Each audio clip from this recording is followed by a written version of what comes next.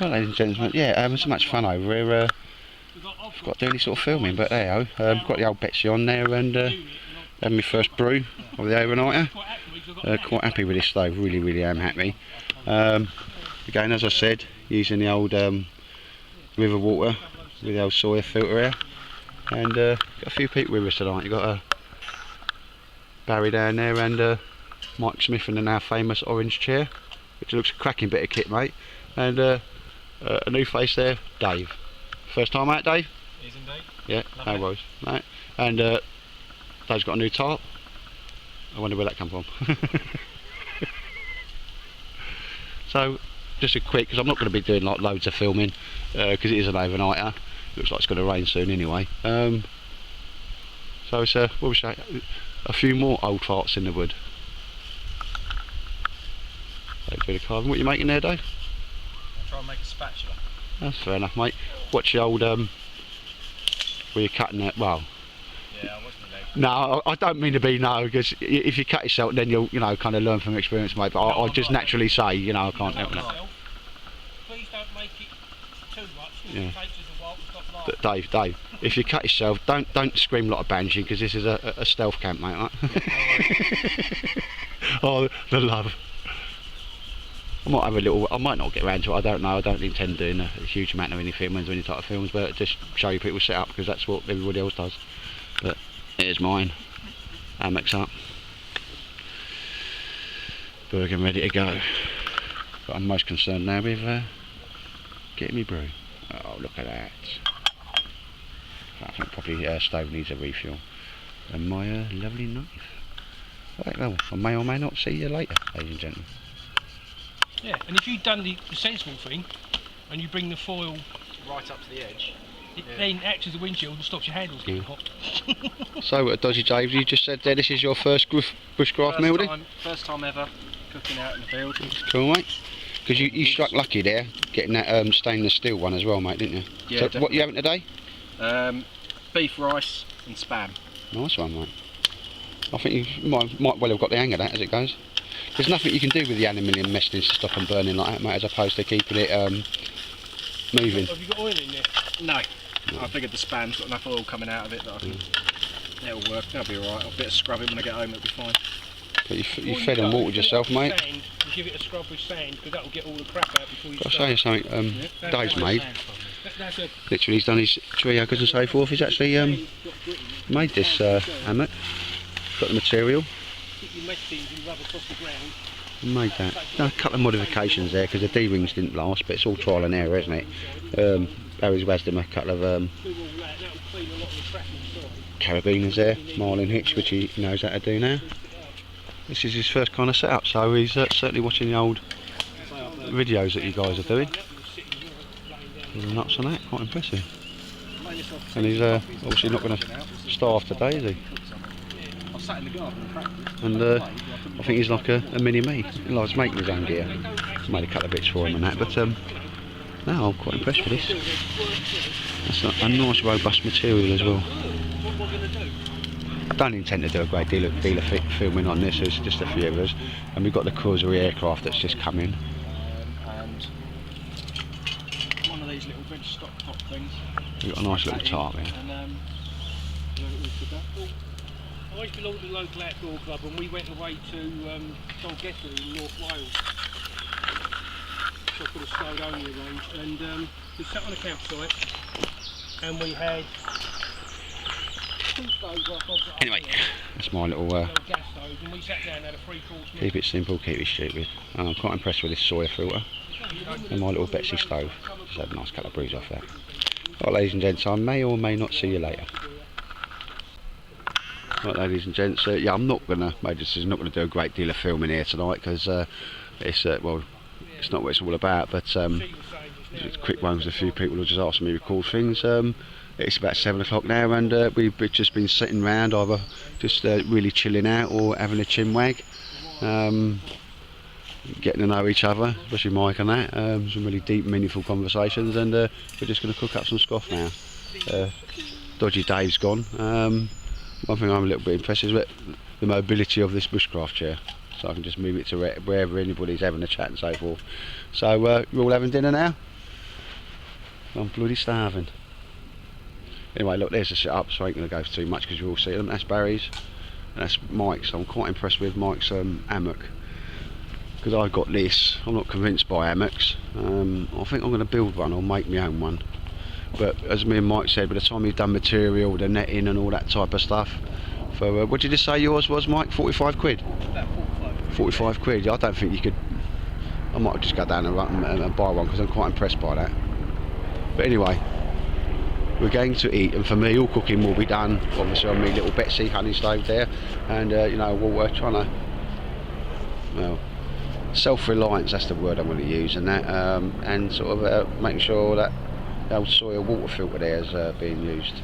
But well, people seem to be really interested in what people eat in the field, and I'm going to have some army fall chicken tikka and pasta and tomato sauce. Like I bought some of them cheap, so I'm going to knock out 2 of them in my old stove. Anyway, ladies and gents, there's the old setup. That will be dropped down later on tonight, and we're just sitting here chilling and really enjoying it. So I don't want to be stuck behind the camera all the time.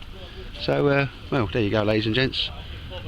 Take care, and may or may not bring you back later, I don't know. Our scoff there consists of chicken and tomato pasta and chicken tikka. I've decanted it into a billy can here and cooking it. That stove is mega. My number 1 stove there. Nice hot meal, water ready to go, and brew ready to do with that.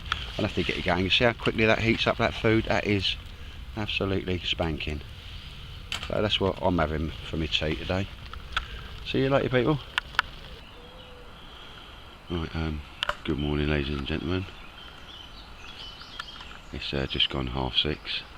I've probably been awake for a good hour, probably an hour and 20 minutes, just laying in that hammock, listening to the sounds of the morning. Fortunately, we've got people going to work now, so we have got a road reasonably near us. But like I say, I'm quite lucky to have this within a 20-minute walk of my house. You know, there's been no great big driving to big places and so forth, and we are out of the way here. So it's didn't really want to do too much filming because it is a chance to meet and greet people. It's been really nice to meet Mike Smith, who doesn't live too far away from us, and was able to pop down today. Obviously Barry I know really well. I just come for an overnight in the woods.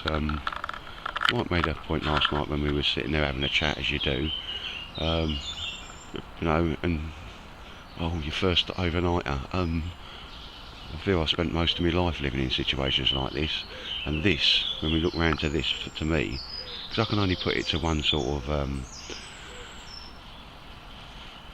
what's the word for it? This to me is positively glamping to what, you know, and the only thing I can compare it to is because my days as a soldier, which is, you know, all long gone. I'll never life, but it's the only thing I've got to reference to, and this is positively glamping.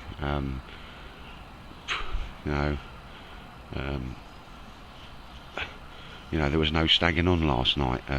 You know, you do like 2 hours in a DOS bag, and then as a sleeping bag, and then you'd crawl out of that no matter what the weather was.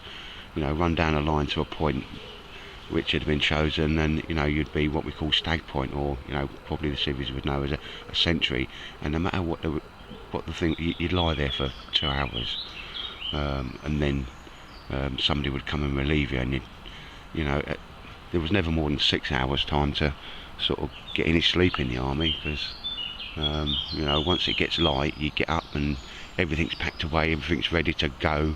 And then wherever you're sleeping, you'd lie out and face towards the enemy, and you know, we'd do what they call stand to, and that would be like, you know, a good half hour, 15 minutes before sunrise and 15 minutes after, because that's the time we do always get attacked. And you do that of an evening as well, you know, just as it's getting dark, because any time you're going to get attacked or compromised in that lay-up position, that's when it would be. But I was like, yeah, I ain't got to do that no more. And I don't mean I missed it, but it was kind of, it's still there, you know. I'm still thinking about that. Or the other time you might be lying up and you'd be grabbed to go and do a reconnaissance patrol or a fighter patrol, something like that. I'm not going about the army, but it's only comparisons. For me, it's just positively glamping. And as Mike said, oh, you know, your first night in the woods, and I went, it ain't no real big deal for me. Same as some of the noises. Like last night, I sat there for a bit because people went to bed sort of, you know, kind of half 10, 11 o'clock ish. And I don't normally go to bed well after 12, 1. And I did eventually fall asleep, but it was brilliant just to lie there and listen to all the noises of the forest and the pheasants and this and that. You know, that's something that I don't know if it's probably, none of that has ever worried me, or I think there's boogeymen or this or you know, any of that sort of stuff, because I was at work quite recently and a friend got a little bit spooked because, you know, in a wood, because we had to be in a wood. And I just had a chat about, you know, like that psychological thing, your mind will fill in the gaps and that, you know, she got, I can hear something moving over there, well, you know, it's probably this or it's probably that, like, you know, you are, whether you like it or not, the scariest thing in the woods as it goes. But no, it was positively great. Hammocks, right, well, my first night in a hammock, and this whole thing has been a learning curve for me. Spent a lot of time on the Sunday, the night before we come over here, doing sewing up and that, and I think you've seen Dave Tarp and a few other bits. And while I've got that sleeping bag, when I go near him, I don't want to wake him up, because this is a late sleeping, because Mike said he normally gets up about 5. Barry's managed to rig up a bit of the sleeping bag he got there, and Mike's got a nice arrangement there, and again that's a perfectly adequate but cheap sleeping bag used as a an under blanket. And all I've had on mine, and I thought, if you're going to be cold, Mac, you're going to be cold, and you know, you'll come back and have this and that, and you'll modify your kit and get it sorted out, is all I had under this, and this is where I think it's a DD or 10th Wonder hammock, no, but about the 16 to 18 pound jobs, is inside of it, when I find the bits, this is what I slept on last night, is a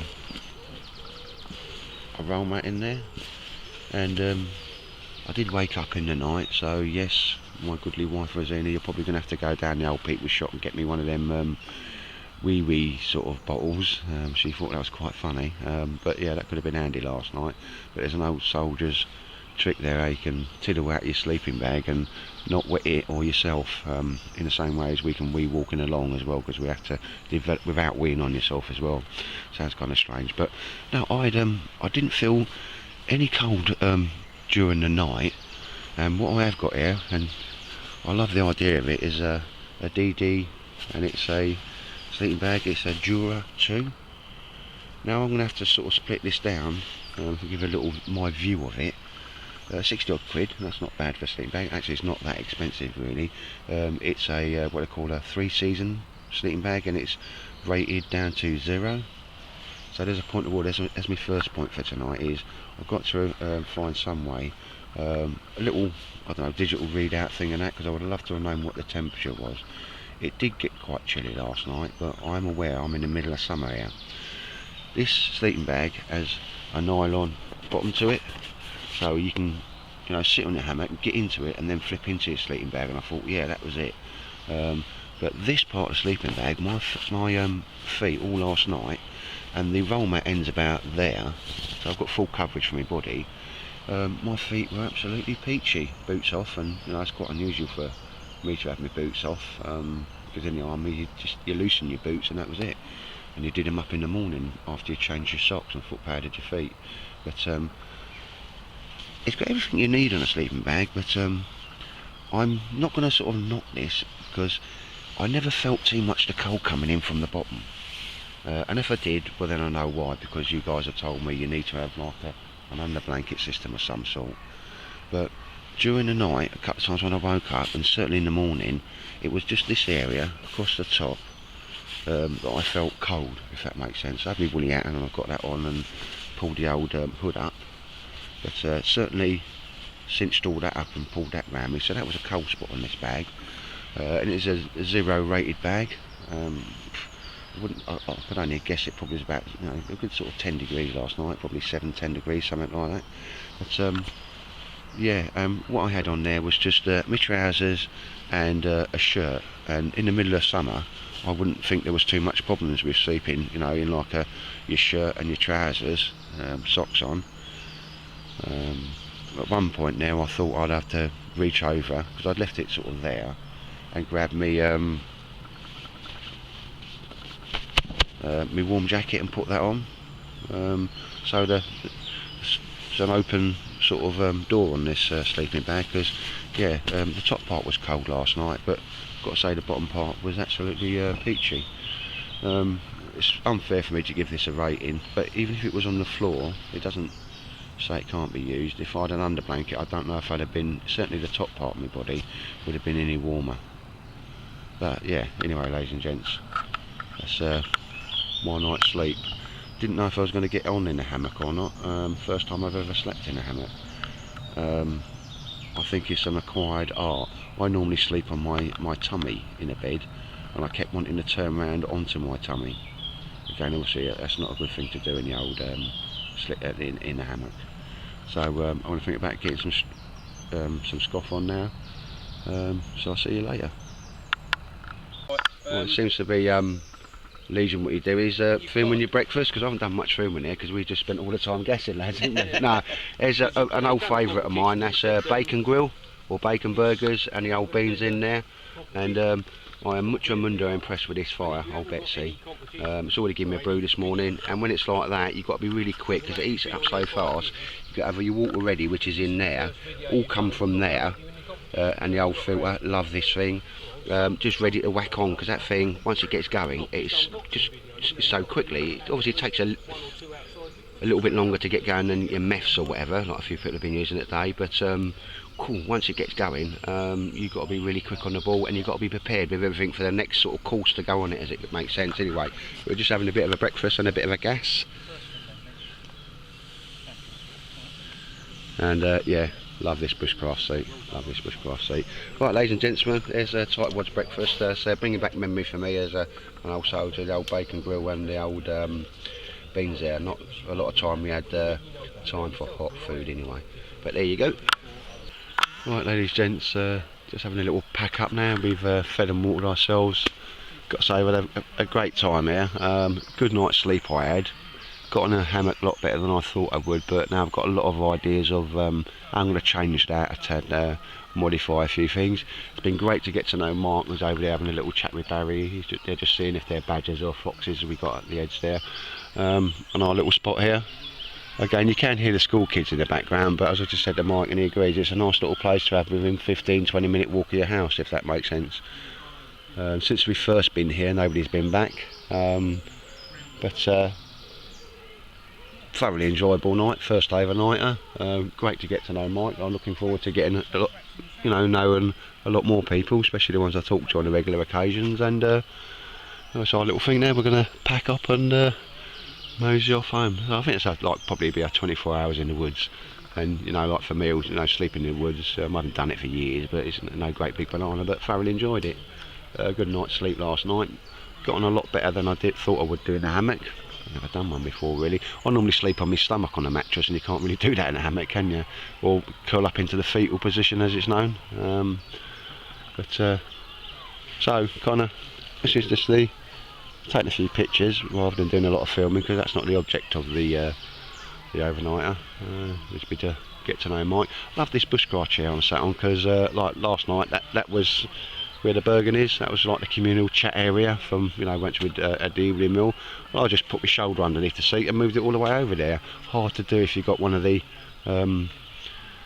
sort of tree hammock type seats and that sort of stuff, because just where it is, I can just move it from A to B anywhere I wanted to, so that's another little benefit of it, that I'm quite happy with. And again, moved it underneath my shelter. Beautiful to watch the sun develop and come through that today.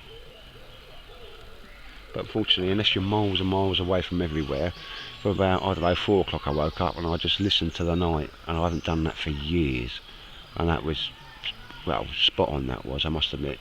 I probably fell asleep again, but the next time I come up, the old sun was just coming up, so that was quite nice.